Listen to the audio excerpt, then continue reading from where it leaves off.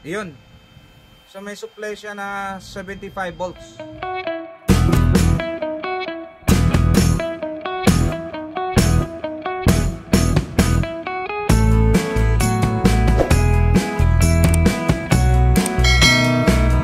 Welcome back mga ka-difficulties. May gagawin tayo ngayon. So share ko lang to, milk tank na MMA 305. So issue is no power. Ngayon, chinek na natin to. So ang na-trace natin na problema ay yung PWM ng ating 24 volts. So yung 24 volts kasi hindi na nagpa-function, so wala nang output na lumabas. So na-trace natin na ang problema is yung etong IC na to. So kung napansin natin, wala talagang value siya. Hindi ko man lang siya malaman kung ano bang klaseng IC to. So mahirap hulaan. Kaya para magiging madali, tinest natin ng ibang supply. So nag-supply tayo ng 24 dyan. So nag-function naman siya, umana naman siya. Kaya ang ginawa natin ngayon, para mapadali tayo, convert na lang natin ng 4 wires. So madalang akong umamit nito, pero no choice tayo. Gusto ko kasi ma-restore mabalik sa original. Kaya lang wala talaga. So sa pag-setup lang naman ng 4 wires, yung line natin dyan sa baba, ito. So konektado yan sa 300 volts sa ating main filter capacitor. Yan yung linya na yan. So direkta yan sa primary side ng ating primary chopper.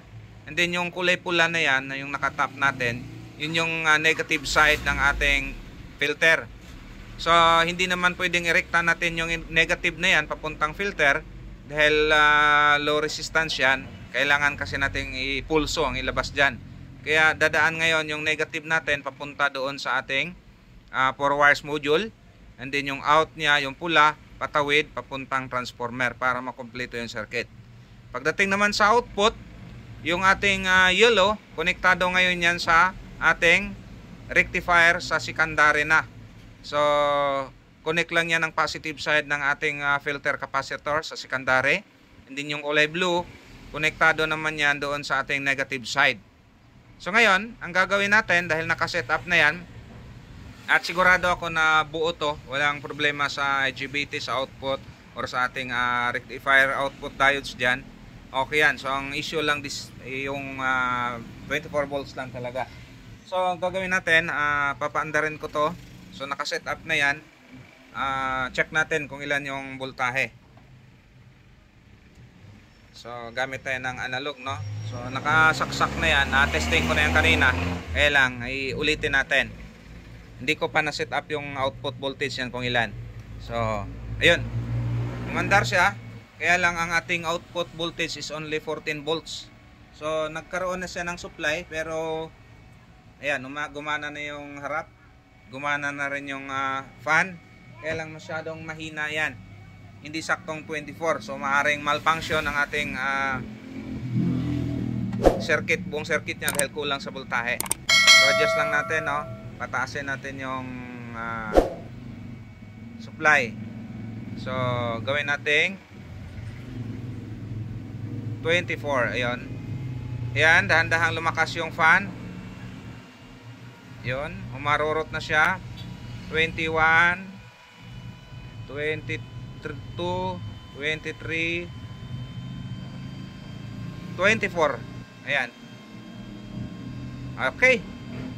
So yan na. Ganun pa rin, walang pagbabago. Lumakas yung fan. Check natin yung output. Okay. Check natin kung meron na bang lalabas na output. Sana meron, pero sigurado to meron. At adjust natin yan. Itong output na to sa rectifier. Uy, baliktad. Yun. So may supply siya na 75 volts. So wala tayong wala akong test probe, hindi kasama yung test probe nito, pero sigurado to 100% aandar to. Dahil ang issue lang naman is yung ating 24 volts. So ano na lang yan, isa-set up ko na lang yan. At ikabit na ngayon yung mga natanggal dyan. At okay na yan. So sinare ko lang to para doon sa kagaya nito magiging reference natin. So maraming salamat po sa inyong patuloy na suporta. Huwag kalimutang mag-subscribe, paki-hit yung notification bell para updated sa lahat ng videos. Bago ka lang sa page ko, paki-share, like, and follow my FB page, Difficulty in Electronics. Shoutout sa lahat.